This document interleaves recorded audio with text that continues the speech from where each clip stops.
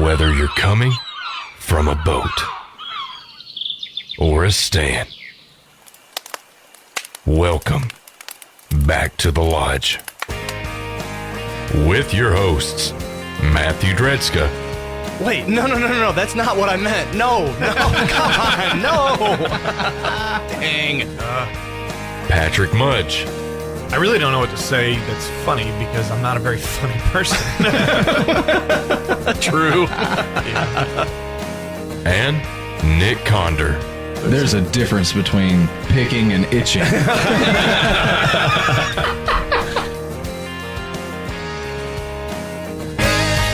tell me they're gone. I won't have nothing left. Don't tell me you're strong and you got no regrets. If thinking about us, thinking about then, thinking about how I could have been, don't cross your mind. So if you're doing fine, don't tell me.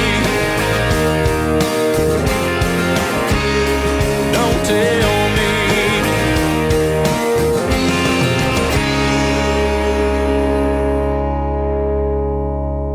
me. Back to the Lodge is brought to you by Icy Tech USA.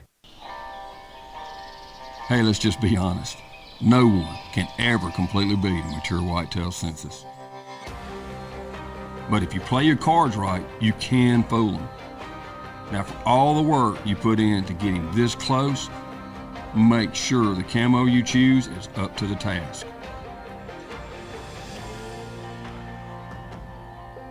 Mossy Oak, made for moments like this. Icy Tech now has tumblers and apparel. Check out icytech.com or visit the Hardware House in Huntingdon, Bennett's Hardware of McKenzie, or Rev Power Sports in Jackson to find all your Icy Tech coolers and accessories. Icy Tech, the classic roto-molded cooler that started an entire industry. 100% veteran owned and operated. Icy Tech USA. Get up.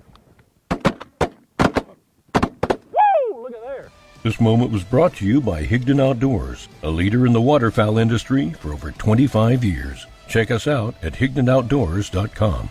Higdon Outdoors has been helping waterfowl hunters make the most of their time in the field for over 25 years. We are a family-owned company, and we're proud to serve duck and goose hunters just like you. We make high-quality, innovative decoys and hunting products that you can afford, helping you focus on what's really important. Check us out at higdonoutdoors.com. Innovation, quality, customer service. That's Higdon Outdoors. Get real. Get Higdon. It's the 6 o'clock hour here in West Tennessee. I'm Patrick. I'm Matt. I'm Nick. And welcome back to the Lodge. Coming back this week after, we'll call it just a week of insanity. Long week. We're actually working through some technical difficulties on a very, very minor scale. Hoping to have that resolved here in about 2 seconds. But anyways, you can check us out. If you're watching us on Facebook, you can give us a follow by hitting the follow button or like or whatever I guess Facebook allows you to do. And that will give you notifications of when we go live every Wednesday night on the 6 o'clock hour here in Tennessee, which is Central Time. And you can follow us on Instagram, which we're probably not as active on, but it's an option, at Back to the Lodge on Instagram. So coming back, we had quite the... Very, very minor scale. Oh, we fixed the technical difficulty. Coming back from quite the crazy week last week. Matt was not here on the show with us last week, but as you know, we were up last Wednesday helping clean out the blind on Reelfoot. A couple things that came with that, and obviously, we didn't expect to have this part of the show shared as much as it was. But in retrospect, some of the things that we talked about, we're still waiting for answers on, just like every one of you are waiting for. The goal of the show last week, and some of you, obviously, this is the first time you tuned in last week or maybe even this week, but the show is to promote the resiliency, mindset, and mental health benefits of being in the outdoors. So some of the topics we talk about that people may have felt weren't appropriate for the show is what our show has been about for going on a year now. That's exactly right. Yep. It wasn't like, well, we're tying that in with the opportunity.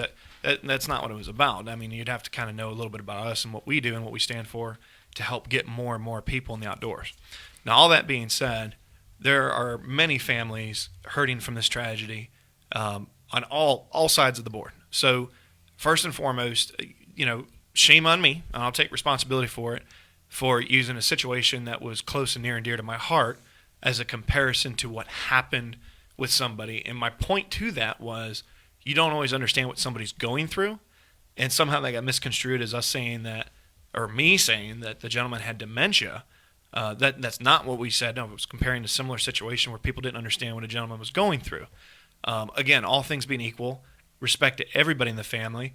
But did we stand up and speak on Jeff's behalf? Yes, absolutely.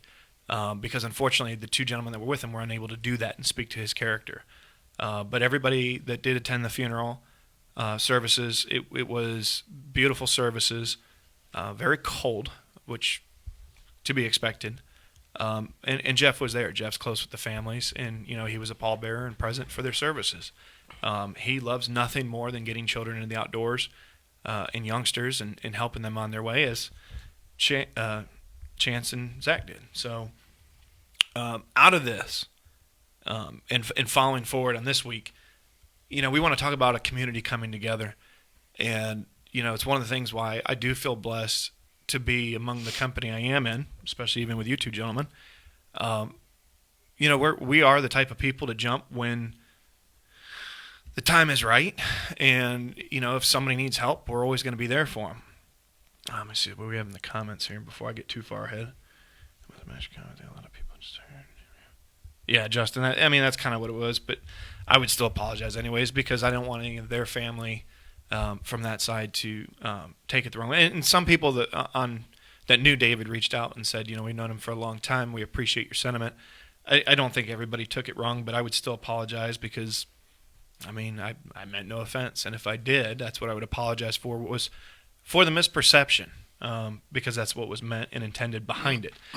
But going back to what I was saying with the community come together, you and I, Matt, we talked with several people. Before you go a whole lot further, I want to make something very clear. I am not only just praying for the families of Zach and Chance and Jeff, but I've also been saying prayers. My entire house has for Absolutely. David's family. They're going through a tremendously difficult time also. Mm-hmm. And I acknowledge that, even being as close to the situation as I am, they're going through something really difficult. Everybody's going through hell on this. So, although, yes, I was obviously way closer to one side of it, today what's important is the people that are still here and the ones that need the help today, and that includes David's family, and they're getting my prayers and my entire household's prayers. So absolutely, and we're here to help them as well. Absolutely. And if they ever need anyone to talk to or help with anything, we are always there for you.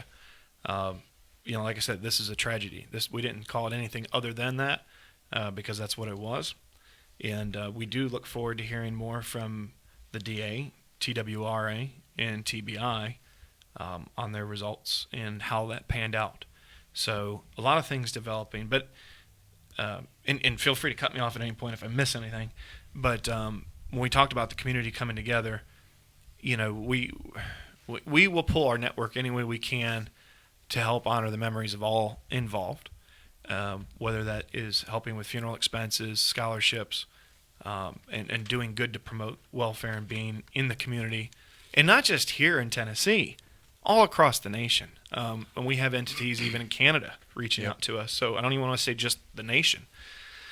But, what hurt me the most from everything was, people that jumped to some of the conclusions about other folks. And look, I know everybody's hurting, and this country almost seems upside down to many people right now. But I made a post last night. This was a personal post on my personal page, but it was the best way I could word the question that I proposed to anyone. And that is, at what point do people realize you don't have to project your pain onto someone else in your own healing process? And I think that is the question I have for everyone, is how do we help each other heal? Like, if you don't like something somebody said, help them. Don't criticize them. If you don't like something I'm saying, reach out, help. But if you come out to people it's the old time. We can say these kind of things on podcasts because we're not on FM anymore. But you attract more flies with honey, and that's. But if you just come at me with shit, you're not going to get, my receptiveness, and same vice versa. So, as an outdoor community, as a nation, I do challenge people to, be careful when you even if you don't like something somebody said, instead of just attacking them, have an open dialogue. It's just so much more productive. I don't know any other way to word that. And that's what's been lacking in this story and honestly, Wednesday night, I'm guilty. I try not to, but I'm scrolling through comments on different posts about the event. And at one point, my wife looked at me and she said, "How mad are you?" I checked my watch. My heart rate was at 155. And I had typed up a huge, very professional FU to this person, in which I didn't send. And I ended up calling Chase. And I read him what I wrote, and I said, I'm just not going to send it right now. But it was the comments from people who don't know the situation and are trying to play this Facebook investigator. And trying to rationalize an irrational situation. Well, and now that I'm more time has passed since the event, and obviously I've done a ton of thinking. Some of these people, there's local news sources that were running. Yeah, I saw that too. Running the incorrect Facebook stories. Yeah. And it was this never-ending, revolving shitboard of just bad information. And I stopped blaming necessarily the person for what they were saying, just that they were saying it. It's not your place to say it. Leave it alone. What's the old saying? If you don't got nothing nice to say, don't say nothing at all. And I also truly believe, when I see those kind of comments, it's like, that person's hurting inside. Oh, yeah. In the old saying, hurt people. Go and hurt people. Yep. And it just, I feel bad. I think I just have too much empathy because I can feel bad for just about anybody.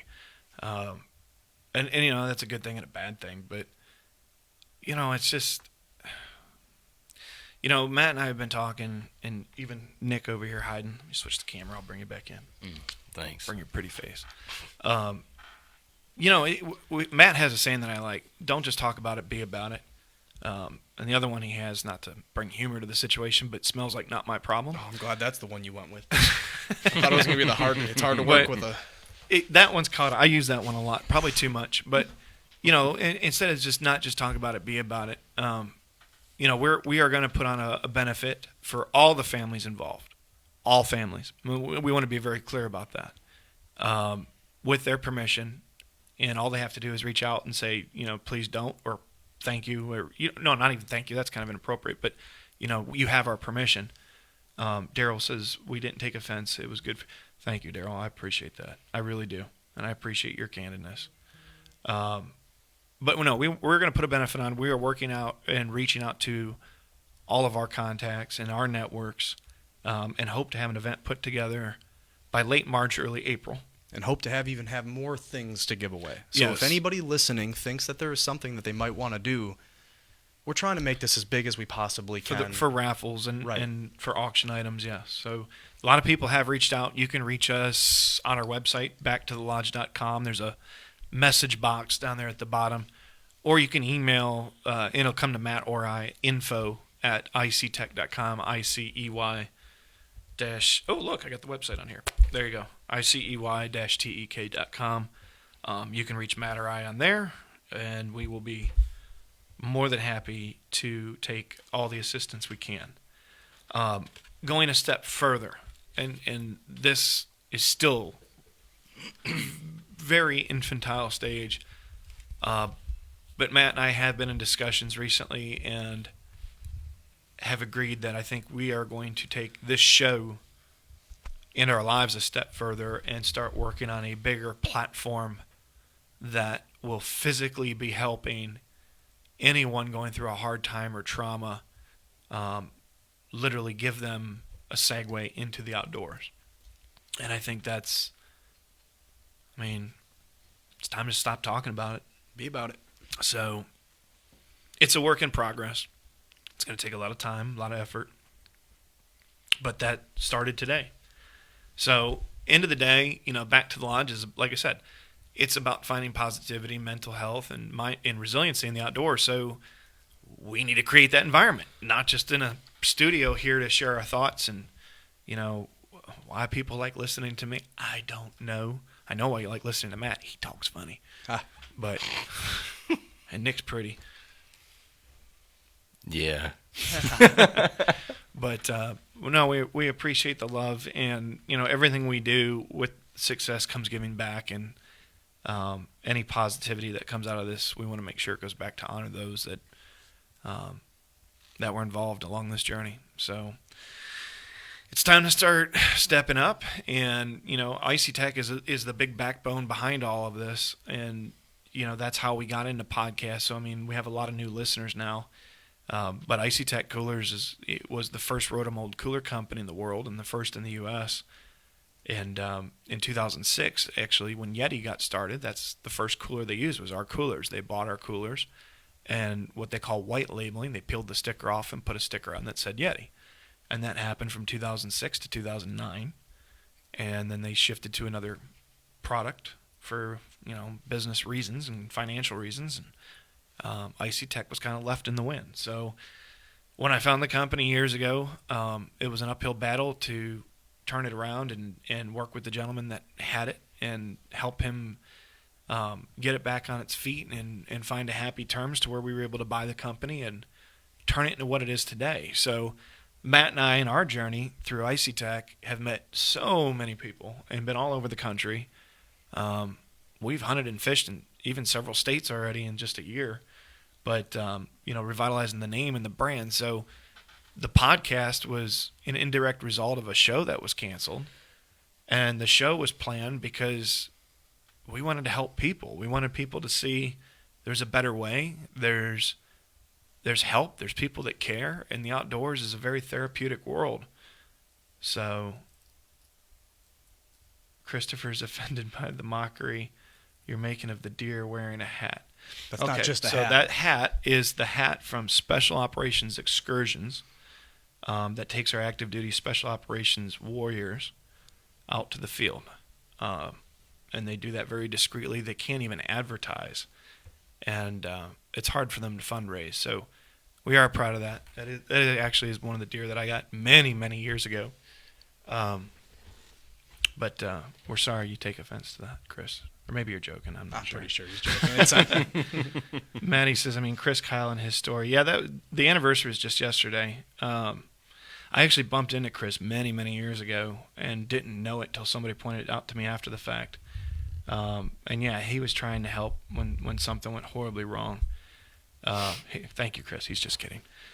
But, you know, and that's part of it. It's like, you know, Gun Dynamics is a company out of Connecticut that works with new weapon technology. And one of the technologies they're working on right now that's getting ready to come to market is a remote control, which is either like a key fob or Bluetooth, and you can do it from Matt's got an Apple Watch. There's a brand name drop right there, where you can actually activate the safety of the weapon internally and cannot be modified by the shooter. So if you're in a training environment or in a therapy environment where there's firearms involved, you can actually disable the weapon remotely. It'll be an awesome system. It will be. And we wish that technology was around a long time ago, but it's coming out, and I look forward to working with them on that project, because that's wonderful technology. Because just being in the outdoors and some of the sporting events like clay shooting, it does let people kind of feel more in control of themselves. Not that the gun or the weapon empowers them, but understands that the weapon is not a dangerous thing. The person is, and it helps them understand that, you know, they are responsible for their actions, and they can focus on something that maybe they never focused on before. So, you know, there's a lot of positivities, and that's what I'm getting at, is that, you know, Matt and I are going to be committed to, and Nick. I don't want to leave Nick out. Nick's here. Nick's back to the lodge. Thanks. Yeah. But, you know, we're committed to changing the way the outdoors is perceived, received, and delivered. And I think that's really important, is not just how we, you know, find ourselves and find peace in being in the outdoors, but Matt knows, and he loves to play devil's advocate, I am huge about changing the way people that are not in the outdoors perceive outdoorsmen, because they're not, you know, just out to kill animals, and not everybody's a game hunter, and, you know, there's enough of those organizations out there to shame hunters. And quite frankly, there's so much shaming in this country. It's probably why we are in the position we're in. Just throwing that one out there. I mean, it just got us kicked off Facebook. I don't know. We'll find a different way. But anyways, so, that's the basis and the premise of the show. And we appreciate everybody tuning in. We appreciate the feedback and the reviews. Like I said, it was mind-blowing to know that we reached that many people, but it was such a good point that we were trying to make, and I hope that was received. It appeared it was perceived well and received well. But before that episode, we met Nick through this show, and he became our producer and sound engineer. And up till that week, we were actually going to have an initiation with Nick, because he was new as a greenhorn, so we had been picking on him. And we said, after 26 weeks of episodes, you'll have a rite of passage, all in good fun. Well, that's going to get postponed. I'm sure you're sad about that. I just want it to be over with already. It's not going to be anything horrible, but I mean, if you want to tune in, maybe next week. We'll see what's going on. Nick will be trying some really, really stupid hot sauces and exotic foods. Hold on, like hot sauces as in plural?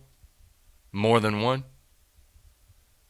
So anyways, you'll want to tune in to see that episode next week. And, we have a lot of fun. This show is typically kind of a cut-up show, and we pick on each other. And, it's about positivity. But unfortunately, when something horrible happened. And for people that are just new to us, we've had everybody on this show, from veterans to country music singers to outdoor celebrities to, we had Tim Brown, who was the fire chief of Tower 2 during 9/11. Captain. My fault, sir. I mean, we've had a slew of guests. We've had the Wicked Tuna people. We've had Bruce Mitchell from Swamp People, crappie fishing people. So you get a lot of the outdoors, but the glue that holds every episode together for us is the mindset. Why do we do what we do? It's not just for that 180-inch deer. That deer's great, but so is that 100-pound doe that feeds my family for half a year. Well, and not only that, but like we said, the show isn't. It's not just about the kill or the catch. I've been through. We all have, but I'll speak only to myself. I won't speak for everybody on this, but I've been through a lot of traumatic events. And actually more when I got out of the military than when I was in as a contractor. Being in the outdoors, even if it was so loud, dude. Even if it was just sitting in a tree stand or on a dock with a fishing pole, that peace, that quiet, that no cell phone service in nature is so therapeutic, and it's got me through some really, really, really hard times.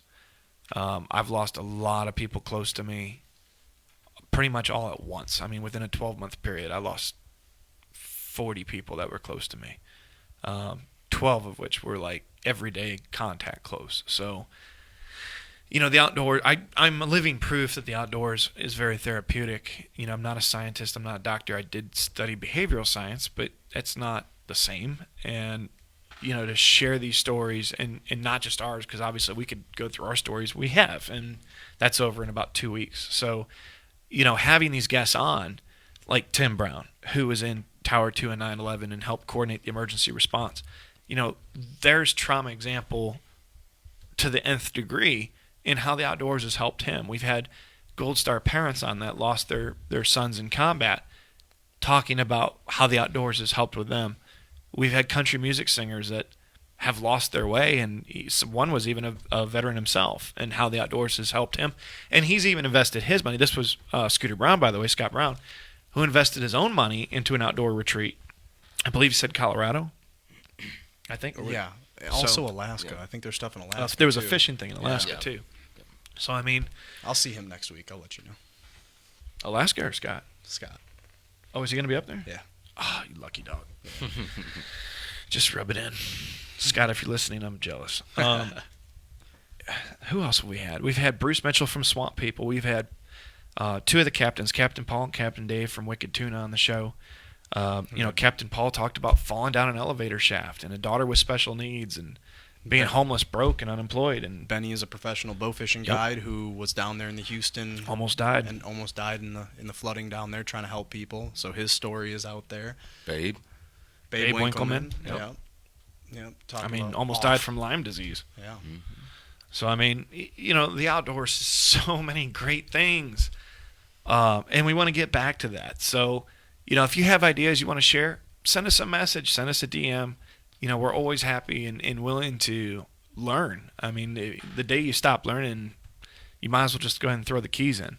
And if you're doing something to help get people outdoors, if this message that we are spreading is something that you're already doing, tell us about it. And if there's something that we might be able to do to help, like getting your message out there, connecting people with you for your services, as long as it aligns with what we're doing, we'd even have you on. So yeah, some of these comments are getting pretty good. So Maddie says, yes, ghost peppers. Actually, ghost peppers are mild. We're going to be giving them Moruga scorpion peppers. Anyways, Charita Stout says, can I send you hot sauce for Nick to try? As long as it, and I hope I'm saying your name right, is it hopefully Charita? If you have a sauce that's really, really, really hot, yes, you absolutely can send it for Nick to try. He doesn't have a say in that. Maddie says, skip that next one. Dang, how about them Packers almost caught you? Super Bowl. Burn! Burn! How far'd your team make it? I don't have a or team. Or yours, Nick. Shut it. Christopher James says, I love Babe and his wife. Been hunting with his wife and daughter before.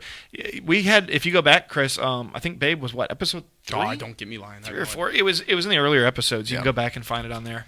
Back when the show was going to sound a little weird on podcast because we were in radio studio back then, so a little bit different. But yeah, we had Babe on. He talked about all the things he's doing, and he's made a hell of a turnaround too recently on some projects he's working on. So, that's look. It's why we do what we do and what we love. And if we can just change one person's perception on how they comment and react to things, and we did. I mean, I see we got so many messages from people.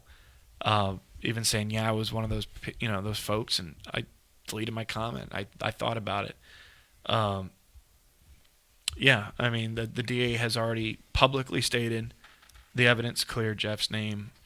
He said that, last Saturday? The only thing Friday? waiting now to close the entire case is just the final autopsy, which they should have the reports back in about a week. And then at that point, there'll be that's something I wanted to get into. They have already said TBI will launch a formal report of the entire thing. So Jeff was such a great guy, and I say he still is a great guy.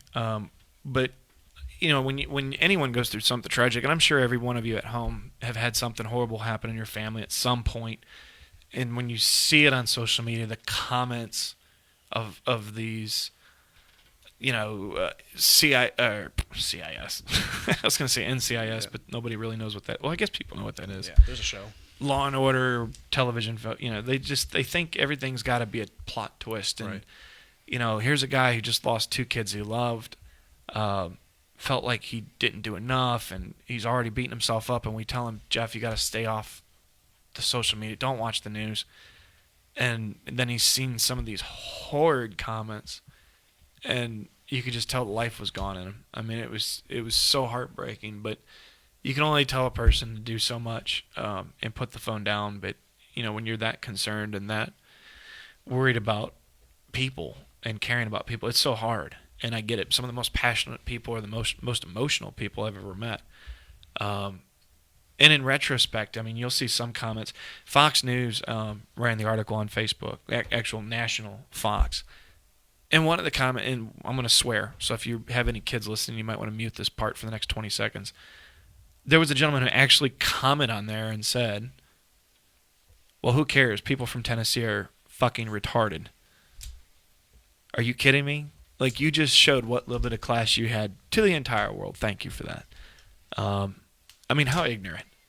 But I don't think anybody really gives it the time of day. But you know what? Somebody's going to let that boil their blood, and they're going to respond to that comment, and it's going to ruin their day. Yep.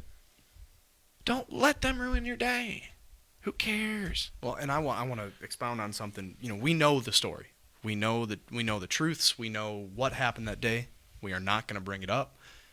But I do want to tell people that when the story is finally published, there are things that are still we're not going to have answers to a few things. Right, and not to allude that Matt's saying he knows anything more than anybody else, but what he's saying is agents have spoken directly to those involved, and those that were there, and those that helped in the hunt, or not the hunt, but the cleanup. And so information has been given feedback for their own personal safety reasons. Yep. because it's too hard to go home and go woulda, shoulda, coulda, and then you're a threat to yourself because that ugly demon depression starts kicking in. So let's shift gears completely off that subject. But yeah, I mean, anything we can do to help is always going to be important.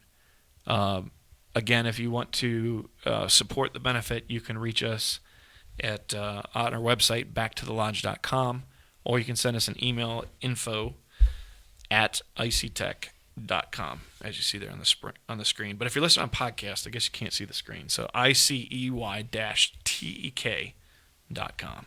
There's a contact us on there that'll be sent to us. So yep. So all right. So we have some plans put in place. We're going to shoot for end of March, early April, and tentatively as of right now, it's looking as though we'll be able to use the Civic Center in Carroll County, as that was donated as an option. But if anybody does find a bigger or closer location to Obion or Lake County, those counties, let us know. But we have to go with what we can do, and the goal is to not spend money, but to raise funds. So that is the most important object. And we're good at putting these kind of events together. We've done this before. And to end of the day, to raise as much money as we possibly can. If we can raise $72 million, I want to do it. I want to raise as much as we possibly can for good to come out of this tragedy. Be that, we're going to let the families sort of make their decision on how it's going to be dispersed. Right. And we have the technology that we can, for those that are not in Tennessee or can't make it to Tennessee, we'll be able to do this live with all of our fun camera angles that we can play with. And sound equipment. And we'll just steal everybody's iPhone when they come in, and we'll have like 72 different camera angles. Yeah. I can actually do that. I don't know if I'd be able to see 72 monitors in front of me. It'd be confusing. I'm always confused, even with 3. Right. Does it take... Was that a plane? If it was low. I think they just buzzed us. I've never heard a plane fly over the I field. felt it. Anyways. So we're still mapping out what the whole benefit would look like. I definitely think we need to do some kind of virtual side of it because there's just going to be a lot of people that, due to COVID, due to distance, due to whatever, want to help but can't personally get here. The venue that we have is going to be limited to approximately 800 people. Is it 8? Is the max. That's the number I was given. Okay. Even though we are under no guideline here in Tennessee, we just feel that is the appropriate number. So whether we end up doing a private event for the close people involved and then the major event being online. We'll cross that bridge. Yeah, we'll cross that bridge as it comes. Right now, we've accepted a ton of gifts and things to be given away, and we expect to be receiving more here shortly. So if anybody has something that they'd like to donate or they have a connection to some company or whatever, let us know. We'd love to get, like I said, as much as we feasibly can get to raise as much as we possibly can. Yeah. So that's been my my job since Wednesday. Or today is Wednesday. Jesus. Yeah. Man. It's been a long week. Yeah, these last 9 days have just... We've been nonstop, and obviously Zach's funeral, the last funeral was Monday, and we've been playing catch up. That's kind of how I feel since Tuesday. I don't feel that we're catching up, though. Not no, yet. but we're just staying busy, long days. Staying busy. But in any case, we're going to wrap this episode up for this week, and we closed the show. We didn't close the show the traditional way. Man, I'm all mumble jumble. We didn't close the show the traditional way last week because we played the in memoriam video for Chance and Zach. We will play it again, but we are going to close after that video with our traditional close. And we always ask the same question at the end of every episode. Ask yourself, what are you grateful for? Live from IC Tech Studios in West Tennessee, I'm Patrick. I'm still Matt. I'm Nick. And we are Back to the Lodge. We'll see you next week.